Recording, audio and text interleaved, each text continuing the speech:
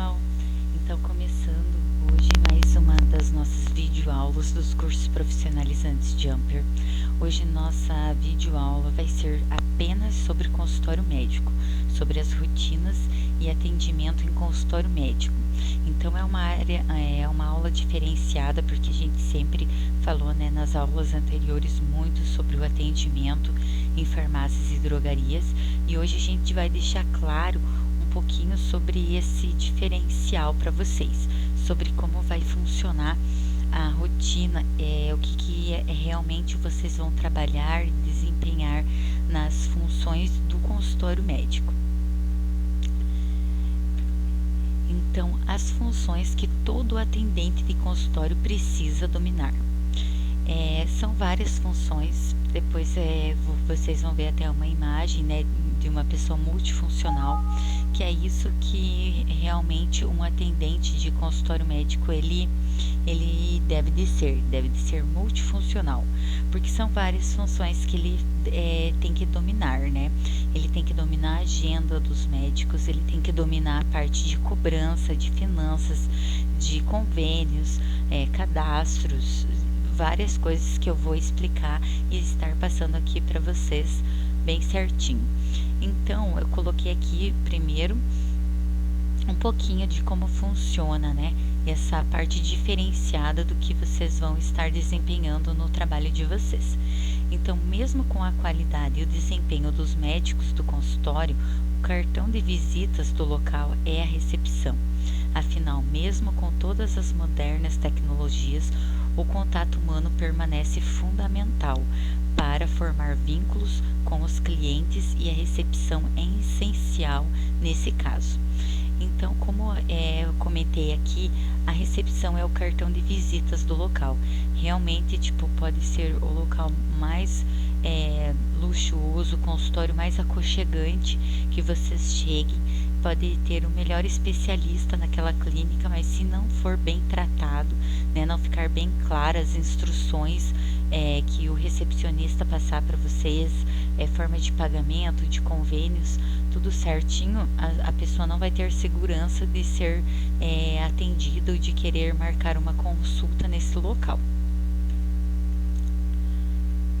Então, quais são as principais características de um atendente de consultório?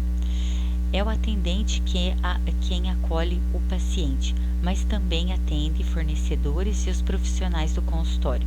Para isso, ela precisa ter boa fluência verbal, paciência e saber lidar com as mais diversas situações de forma sensata.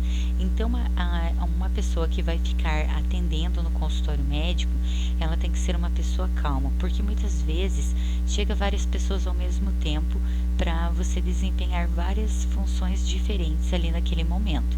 Algumas pessoas vão querer estar pagando, né, a consulta, outras pessoas vão querer estar agendando, querendo saber quais especialistas tem na clínica, outras pessoas vão querer estar reagendando já a consulta que ela fez. Vai poder estar chegando também fornecedores de materiais, os profissionais do consultório também vão estar chegando, perguntando as coisas para vocês. Então, vocês têm que estar por dentro de tudo que vai estar acontecendo dentro do consultório.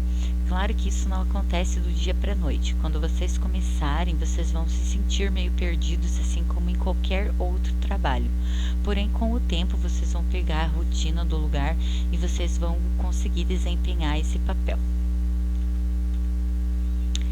Continuando, né, com as características de um atendente de consultório, é muito importante a aparência, gente. Vocês podem reparar que geralmente quando vocês vão em clínicas, né, consultórios, sempre tem um padrão que é seguido.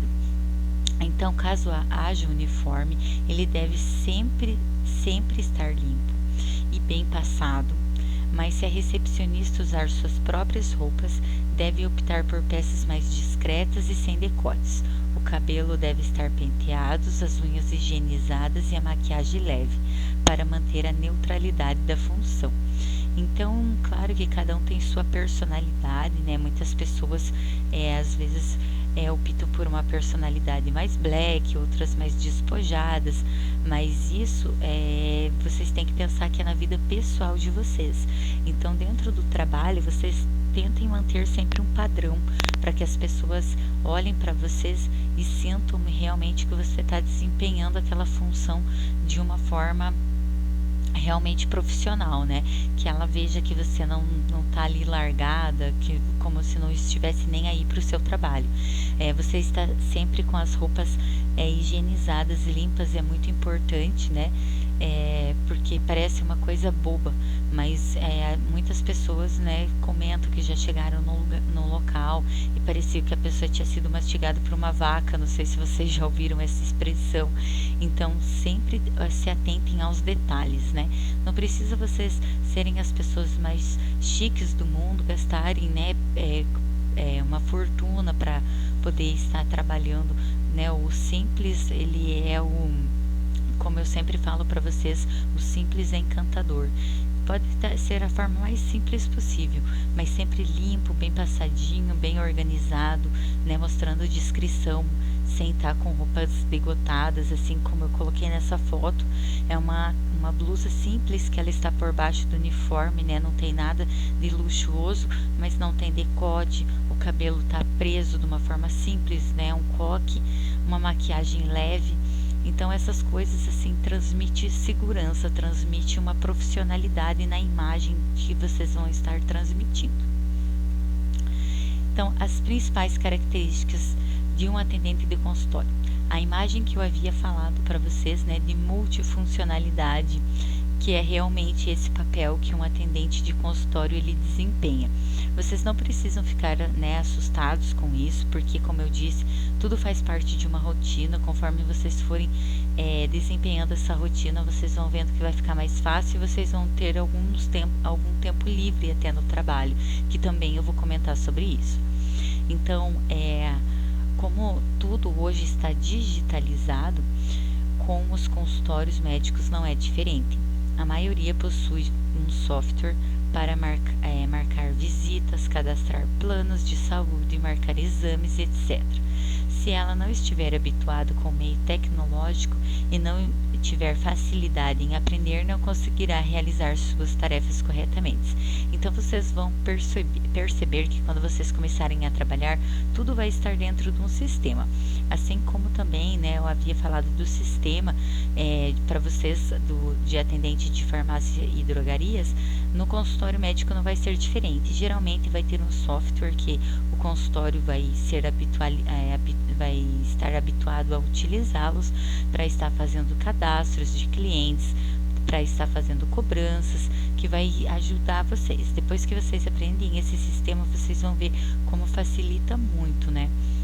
Vai ser tudo muito mais rápido, já mostra a quantidade de troco que você precisa muitas vezes fornecer para os pacientes, para vocês preencher esse cadastro, já vai pedindo ali dados por dados, vocês não esquecem de preencher nada, ele facilita muito o dia a dia no trabalho.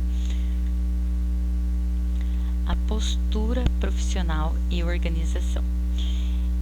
Parece também uma coisa boba para estar se comentando, mas muitas pessoas, depois de um tempo no trabalho, elas esquecem, né, de manter uma postura profissional.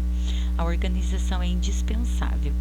Então, assim, ficar parte do tempo no trabalho, no telefone, em assuntos pessoais ou em perfil de redes sociais parece falta de comprometimento com o trabalho, o que pode não ser apenas impressão. Muitas pessoas perdem o limite entre o espaço pessoal e o profissional, deixando de fazer suas tarefas para se dedicar a assuntos irrelevantes.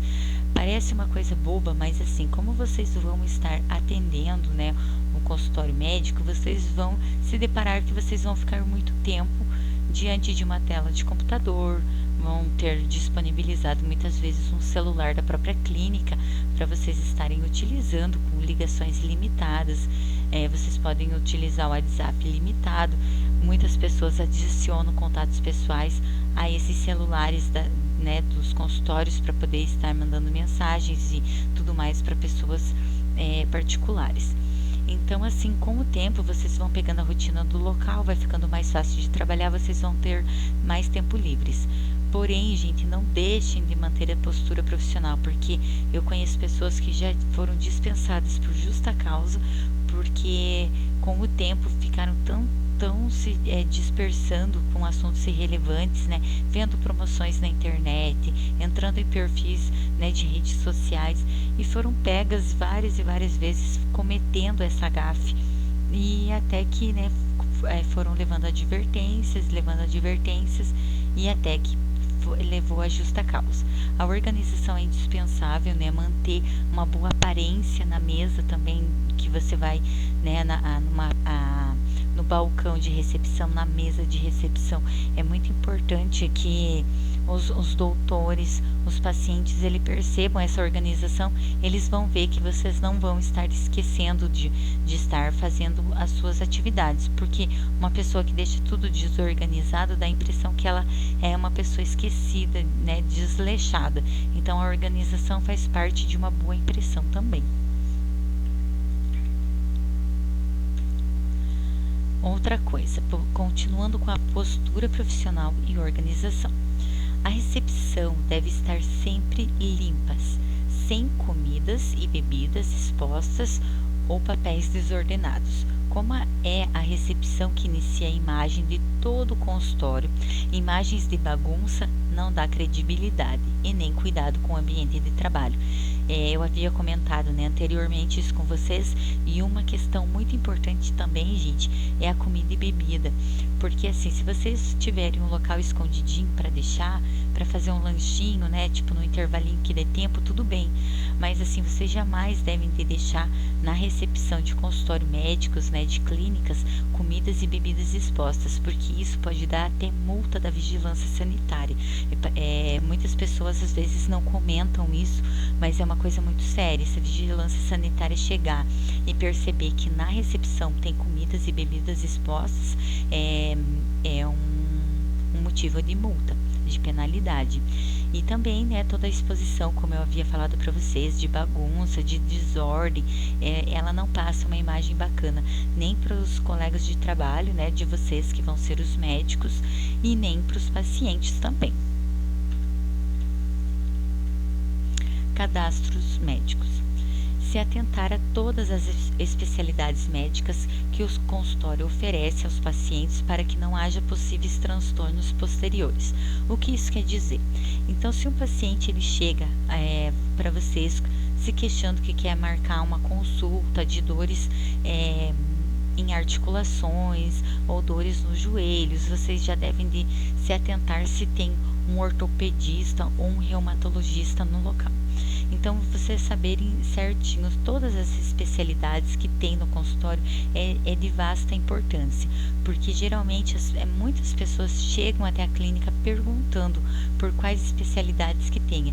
Então, vocês encaminharem para o clínico geral do consultório não basta, porque depois, se esse clínico geral ele vai ter que encaminhar para um especialista e na clínica não tiver esse especialista, é realmente constrangedor.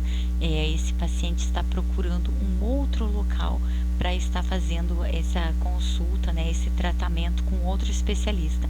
Então, já se atentasse realmente qual é aquele problema do paciente, para ver se no consultório de você, né, que vocês vão estar trabalhando, vão estar atendendo, realmente vai ter aquela especialidade posterior à consulta com o clínico geral, que o clínico geral ele vai fazer a consulta para analisar com quais especialistas que ele vai poder encaminhar, ou se somente ele vai poder já estar fazendo o que é necessário para trazer a retomada da saúde desse paciente ao normal.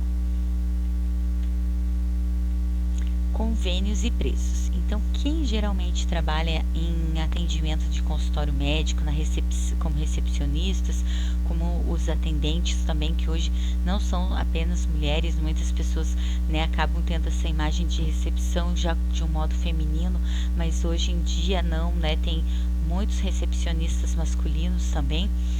Essa é uma das funções também do recepcionista e atendente de consultório, estar atentos a todos os convênios que esse consultório vai estar atendendo, os preços também, porque hoje em dia aqui, como eu coloquei no texto, hoje em dia dificilmente existem lugares que atendam apenas cobrança particular. Muitos aderem a convênios como forma de atrair mais pacientes, facilitar a forma de atendimento para obter mais agendamentos. Esses pacientes funcionam geralmente com preços diferenciados do particular, né? A data de pagamento também é diferenciada ao paciente que possui um programa a ser seguido pelo consultório. Então, geralmente, esses convênios, eles têm toda uma programação, tanto de pagamento para agendamento. Hoje em dia, nós temos várias formas de convênios, né? Não apenas aquele convênio em que as pessoas pagam mensalmente, mas também aqueles convênios em que as pessoas procuram somente a hora que precisam, né? Então, eles vão, remarcam com o especialista que eles precisam, deixam tudo pago e a função também do atendente, né, de consultório médico, da recepcionista, de estar atentos quando vem esses pacientes com essa forma de pagamento, para depois vocês poderem estar fazendo a cobrança desses convênios. Os preços também, vocês têm geralmente tem tudo tabelado, né? Vocês vão ter um programa, um software, como eu havia falado para vocês, com a tabela de preços de que vocês vão poder estar passando para o particular e para os convênios. Porém, ainda existem muitos consultórios que devem sempre consultar um médico. Alguns consultórios pedem para não passar preços, devem de sempre primeiro, né, passar por uma consulta. Depois da consulta, o médico ele vai estar passando para vocês qual seria o melhor preço para estar cobrando desse paciente, de algum exame, de reagendamentos para reconsultas. Então, tem alguns lugares que tem essa forma diferenciada de trabalhar. Como eu disse para vocês, tudo depende da rotina, cada lugar é diferente um do outro, mas vocês, com o tempo, vocês pegam certinho. Como eu disse, né, muitos lugares trabalham de forma tabelada e vocês não precisam ficar em dúvida também. Qualquer dúvida vocês podem estar perguntando para o médico, ou eles mesmos passam para vocês os preços para ser cobrados do particular ou de os convênios geralmente são tabelados, mas algumas coisas são diferenciadas. Então, está sempre atentos também aos preços e convênios. Código de classificação de doenças internacionais e nacionais. Existe um manual para esses códigos e deve ser sempre se atentar para as doenças mais comuns, para que haja sempre identificada como o CID correto. O CID, ele significa isso, né? O Código de Classificação de Doenças Internacionais ou Nacionais, né? Então, hoje em dia, como nós estamos vivendo a pandemia do coronavírus, muitas pessoas que vocês conhecem ou vocês mesmos já devem observar que pessoas que pegaram o atestado do coronavírus, o local de trabalho pede esse CID. Esse CID nada mais é do que o código. Esse código, para cada tipo de doença, vai ter um código. Então, por exemplo, o código do coronavírus vai ser, vamos supor, né, um exemplo. Não que seja esse número, mas vamos supor, o código do coronavírus é o número 13.457. Então, sempre que aparecer um paciente com suspeita dessa doença, vai ser esse código que vai ser aderido ao atestado médico, ao prontuário, a tudo mais. Se for alguma outra doença, vai ser um outro código e assim por diante. Então, cada tipo de doença vai gerar um código. Esse código ele é tabelado, ele é sempre o mesmo para todos os consultórios. É uma tabela, né? Como aqui a gente já diz, internacional e nacional. Então, é utilizado esse código como identificação de doenças. Cadastros e ficha de anamnese. Eu deixei esses dois assuntos juntos porque geralmente no cadastro muitas vezes já está a ficha de anamnese do paciente, se ele já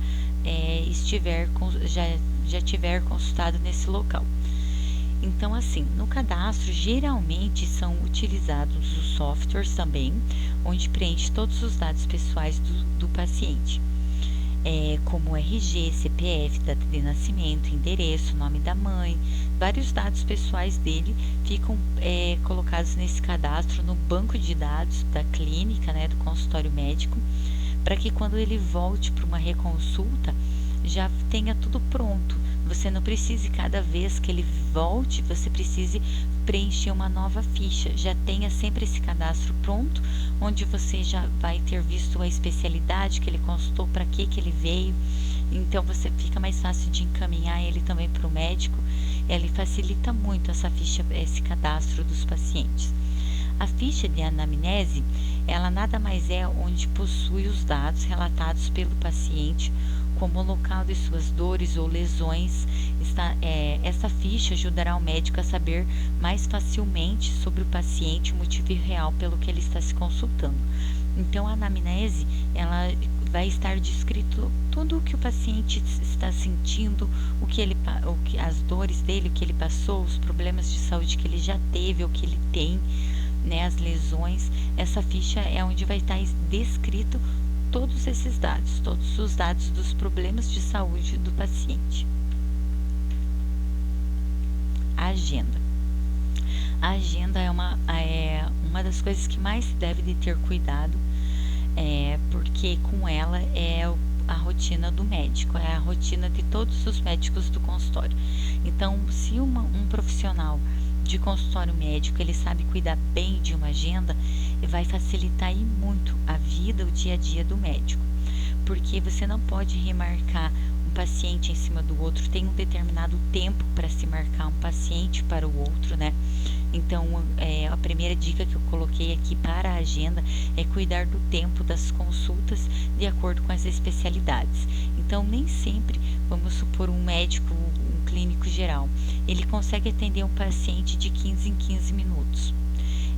Um médico ortopedista nem sempre vai conseguir atender um paciente em 15 minutos, porque às vezes aquela pessoa já está com dor, ou são vários locais de lesão para ele analisar, observar os movimentos, conversar com ele, passar para ele vários exames que ele tem que fazer. Então passa um pouco desse tempo.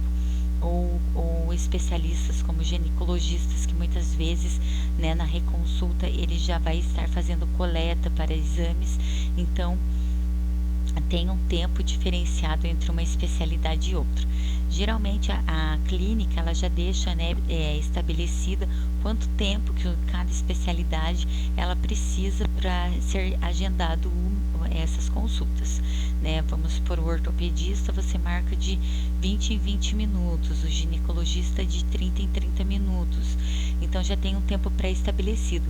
Caso o médico ele veja que é um paciente que já sofreu, vamos supor, um ortopedista, sabe que o paciente que vai reagendar, ele sofreu um politraumatismo, que são várias lesões, várias fraturas, muitas vezes, que ele tem problemas em vários locais, que ele vai demorar na reconsulta com esse paciente, ele vai avisar você, olha, marca 2 horários para esse paciente.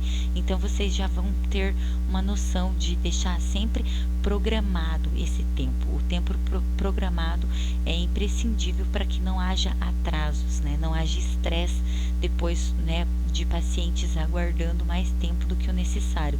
Que ele, vamos supor, ele chegou na consulta das 10 horas da manhã e o doutor ainda está com o paciente das 9h20, porque é um paciente mais demorado para atender. Então é muito importante cuidar do tempo entre uma consulta e outra, e do tempo de uma especialidade em outra, ver a programação do local e agendar de acordo com essa programação. Gerenciar o tempo de atraso dos pacientes e do médico. Então, do médico não é, vamos supor assim, o médico chegou atrasado. Não, às vezes é que o médico mesmo, ele atrasou mais numa consulta do que ele se programava, como eu dei exemplo para vocês. Muitas vezes ele agendou uma consulta com o paciente e ele acabou passando mais tempo com aquele paciente, porque o paciente havia várias queixas, vários exames para ser feitos, né, para ele estar passando guias de exames para ser feitos, e passou mais tempo conversando com esse paciente. Às vezes era um paciente idoso, ele precisava analisar movimentos, ou foi mais dificultoso, vamos supor, para um ginecologista estar fazendo o exame nele. Então, o médico também pode se atrasar entre uma consulta e outra, e você tentar gerenciar esse tempo, passando para os pacientes, acalmando eles, avisando a hora que o paciente chega. O médico tá um pouquinho atrasado, mas aguarda um pouquinho que ele já chama. Isso é sempre imprescindível, acalmar o paciente, deixar ele por dentro do que está acontecendo. E muitas vezes também o médico se atrasa de acordo com o atraso do paciente, porque muitas vezes o paciente marca para as 10, mas ele chega às 10h15, né? E era um paciente que teve um imprevisto e depois ele não pode remarcar. E o médico, né, não vai deixar o paciente na mão. Então, muitas vezes isso acontece também. Então, tentar controlar esses atrasos e estar sempre passando para os pacientes como que está, né, a rotina daquele dia, né, na clínica. Deixar tudo, né, como diz, a recepção calma, as pessoas calmas e tranquilas. Entrar em contato com pacientes atrasados e faltosos para reagendar. Então, caso vocês vejam que o paciente das 10 não deu 10 horas, ele não chegou, já entra em contato com ele para ver se realmente ele vai vir para a consulta ou se ele vai precisar desmarcar. Se ele precisar desmarcar, já reagendar ele para que ele, né, não fique vaga horário, tantos horários na agenda, que já fique pré-estabelecido para ele voltar também, para o médico ter, né, a agenda sempre cheia, toda certinha. E também porque, se caso já chegue algum paciente mais adiantado, o médico possa se adiantar também nas consultas dele. Isso ajuda bastante também.